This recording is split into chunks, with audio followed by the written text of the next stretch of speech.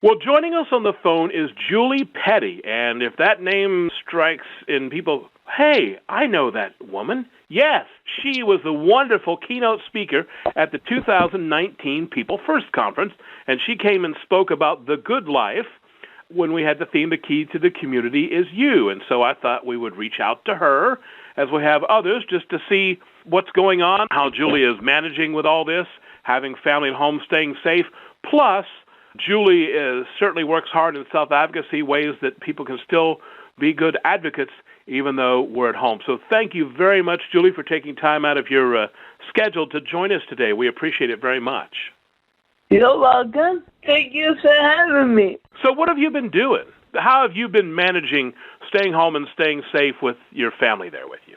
Well, I already have been working from home for many years, so it was nothing new to me to work from home.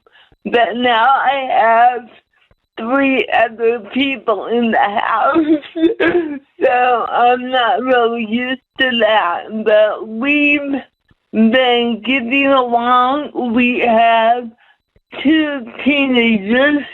I know some of you met Logan, but he has a younger brother, and so they have a schedule when they have to get up, when they have to do their homework, and we just been going outside when the weather is nice and just trying to stay positive during this hard time. It's hard to stay positive all the time, but we're doing what we can. Very good. And remind everybody who got to meet you before at the People First Conference where it is you live, and tell us a little bit about what the weather is like there. Well, we live in northwest Arkansas, a town called Fayetteville, and the weather in March was still a little cool, but it's been in the 60s and the 70s over the past maybe 2 weeks. So it's been really nice to get outside, but all the parks are closed. My boys are tennis players, and they're not able to go play tennis. So it's hard. I know a lot of people are struggling that are typically able to be out exercising and doing sports. Yeah. Well, I will tell you before I ask you the next question that we have a beautiful day today, but in the evenings, in the past couple weeks, it's dipped down to freezing, and we even had snowflakes last week. Oh, wow. So we're looking forward to the weather that you're talking about there. Yes. So I wonder if you could tell us a little bit about some of the advocacy work that you've been doing since you joined us at the People First Conference. Sure. So I work for the University Center on Disability here in Arkansas, and the name of it is Partners for Inclusive Communities, and we've been having self-advocacy calls, and in the beginning, they started out talking about COVID-19 and everything that was going on with the virus.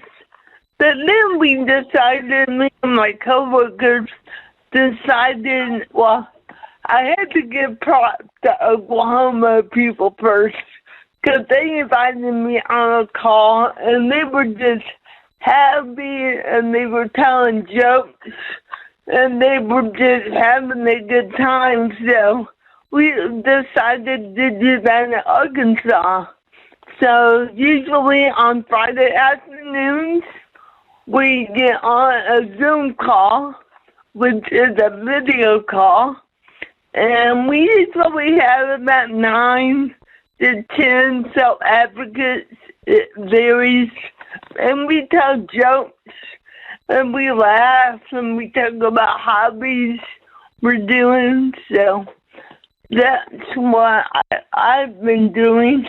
I think we're also going to start recording some of the training that we do with self-advocates because we're not able to go face to face.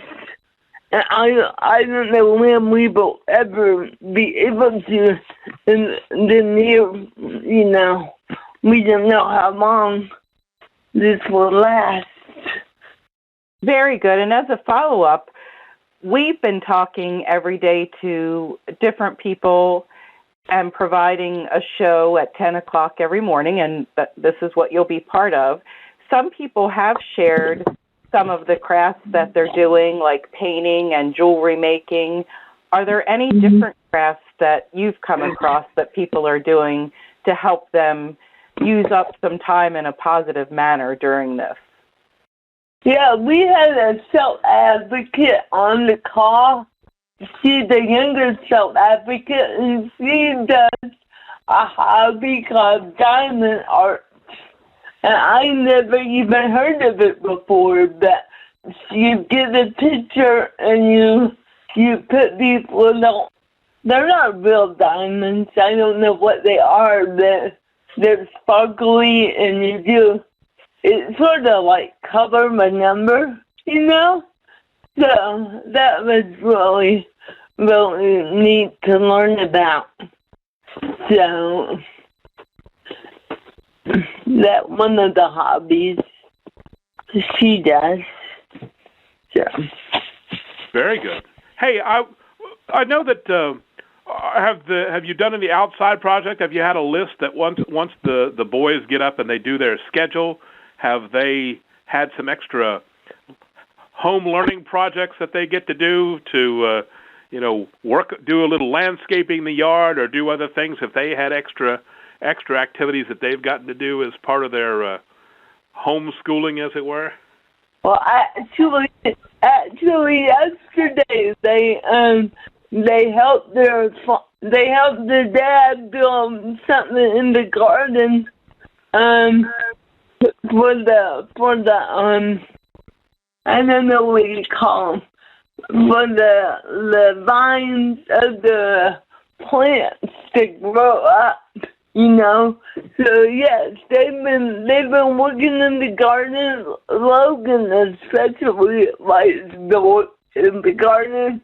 His little brother not so much, but they've been mowing the yard, and a neighbor even got in to mow her yard for him, and they were happy because they got paid for that job. Well, I know one of the things that people have said is that, well, when we get back to normal, and while we typically don't use that word in talking with people with disabilities and without, they mean a regular way of life of going to work and going out and meeting places. And other people have said they're not so sure that's the best thing because a lot of people have made relationships stronger or called people they haven't called in a long time and have done and made these get-togethers. So what's your thought about a modified getting back to the way we used to live so that maybe we be a little more inclusive? I know that's something you've worked at throughout your career at the University of Arkansas and actually throughout your life. What kind of positives can we pull out of us all being at home and staying safe and using technology to communicate and check on people? Well, that's a good point. Even before the virus, people with disabilities feel really isolated sometimes. And so the point you made that people are starting to reach out to other people they haven't talked to in a while. So, I mean, I don't ever think we're going to get back to the way it was. I think we're going to develop a new way of, you're right, we usually don't use that word normal, but I think we're going to have a new way of doing things, and I think people have realized, some people in Arkansas, I don't know about West Virginia, that they don't have access to technology. So that's something that we're really going to try to work on in the future to help people be more inclusive. I mean, there's some people in South Arkansas who don't even have cell phones because it's such a rural area, they wouldn't have access to it. So I think people are going to have a lot more friends when we come out of this. And it kind of reminds me of what we used to do back in the day. We used to do a phone tree. You call a friend, and then they call a friend. And so I think people are going to start coming together more and be more inclusive, you know? And that's one of the things we hope as well. In West Virginia, we have the same circumstance as having people that don't have access to technology or internet. And so our goal is to expand that. It's a blessing and a curse, technology, because we've been able to stay connected every day, but yet there are some people that don't have access. And this is definitely an eye-opener who we need to reach out to. I agree. Yeah.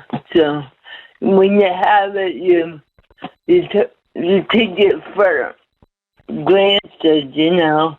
That is Have true. you found some people that didn't know how to use technology that all of a sudden have realized, hey, I can use Zoom. This works really well. So actually, when this is over, that they'll actually be better because they've got more knowledge. I mean, some of the people have, like some of the younger. We have some high school, some self-advocates who are still in high school, and they've been on the calls, and they have learned to use Zoom, and they do find it empowering, you know. So, like I said, there's a lot of people that I was talking to our self-advocate coordinator the other day, and he was telling me how many people don't have technology, you know. It was an eye-opener, like Liz said. So hopefully going forward, we'll make sure, because, you know, they're even doing telemedicine. And so if you don't have access, how are you going to be able to do telemedicine and other things like that? So. Right. Well, switching gears a little bit, I remember when you so kindly came to our People First conference, you had a few struggles along the way to get there. Between your airline and the infestation of bees in the room and your luggage. And, you know, even though it was tough, you handled it so well. And right now I know it's tough for people, and I know resiliency is so important. Can you talk a little bit about how you developed resiliency and how you were able to pretty much go with the flow when all that happened? Well, I have to say that People First has taught me a lot of patience, and that I don't have control over everything, so I can't really do anything about what I don't have the power to control. So you just sort of have to get up and pull yourself up and keep going, you know?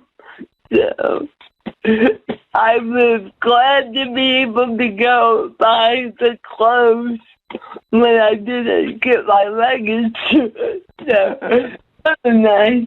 But you just have to I don't know how I developed it. I will tell you, it didn't happen overnight. You just have to learn patience, and you gotta play the cards you're dealt, is what I say. So. Well, you definitely were dealt some bad cards in that round. Yeah. So well, now the luggage did show up. The luggage did show up during breakfast of the last day. Have them to go back home. Yeah. The last day. We had a really good time at the conference. It was a good conference. I really enjoyed meeting everybody. So. Well, thank you. Thank you.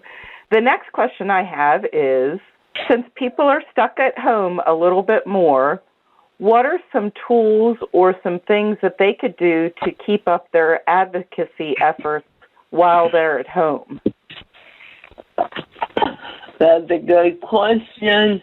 I know some of my friends on the national level are working hard to ask people to call or email their legislators. So your legislator is only a phone call away, and they really need to hear from you. They really need to hear from people with disabilities during the time of crisis and the pandemic. And so that one thing they could do, they could call their state or national legislator. They could also send them an email. So if you do see people who don't have access to technology, I think it would be a great time for some of your statewide organizations to come together and talk about what you're going to do to help self-advocates get access. So those are just a few ideas. Working with the university, how is the university managing that? Have you gotten any feedback as to how, I know that you are not just a daily instructor, you do some project management and things like that. How are the students in the school managing the staying at home and not being able to go out and have in-person classes and things? As a project trainer, how's that affecting the work aspect of what you do? Like you said earlier, I don't work on Canvas every day, but Canvas has been closed for right now to the faculty and the students. The students are doing online, doing the rest of their semester online. I do know that only essential personnel are going to the campus. So the way it has affected me, though, I go out into the community and do training with people with disabilities and their staff members, and I've had to cancel. I had to cancel all of my training in April. So, and that's why we are discussing putting some of our training online. So you guys would probably even have access to it if we put it online. So, but yeah, I'm not able to have that one-on-one interaction with self-advocates. So that's the major way I have been affected by all of this. Well, the last question that we have, and I think Doug may have talked to you about this, we ask everyone. Each of us is doing something different to de-stress because this is somewhat of a stressful time, or some people can feel stressed out. It's just a different type of schedule than we're used to, and we do have some worries. So each of us does a different thing to keep ourselves calm. Is there something that you're doing to help yourself out during this time? Yes, and it's totally new for me, and it's totally exciting. I started doing yoga, and you can go on, well, if you have access, you can go on YouTube, and you can get little yoga instructions. So I've been really excited. I try to do yoga every day. Maybe sometimes I take a break on the weekends, but I can tell it's really been helping with my balance. And I had a birthday in April, and so my sister got me a new yoga mat. So I'm really excited about yoga. That's wonderful. We actually have encouraged people to do yoga as well, and we were fortunate enough to have some people share yoga with us on this program. It is a great way to relax. Yeah, that's good. And, I do like the sun. I like to get outside. Yesterday was a beautiful day. It was 75 degrees. So I spent a lot of time outside yesterday doing my work outside, so that was nice. Julie, we thank you so much for taking the time to talk to us. It's so nice to hear your voice, and I'm glad you're doing well. We appreciate all the great information that you shared with us, and hopefully we'll be able to talk again soon. Well, great. And we're all in this together. So you got to be safe and be healthy, okay? Thank you, Julie. Thank you. Hi. Julie Petty is our speaker today. Currently works as a project trainer for the University of Arkansas Partners for Inclusive Communities. She's done lots of self-advocacy over the years and has been to the White House, had several invitations, including the celebration of the 20th anniversary of the Americans with Disabilities Act and other things. And so we just appreciate, one, we still have people talk about how wonderful she was as a keynote speaker. And obviously, as we can hear, she's still working hard every day and encouraging everyone else to continue to advocate to live a better life and be more independent. Thank you very much, Julie, and we appreciate it.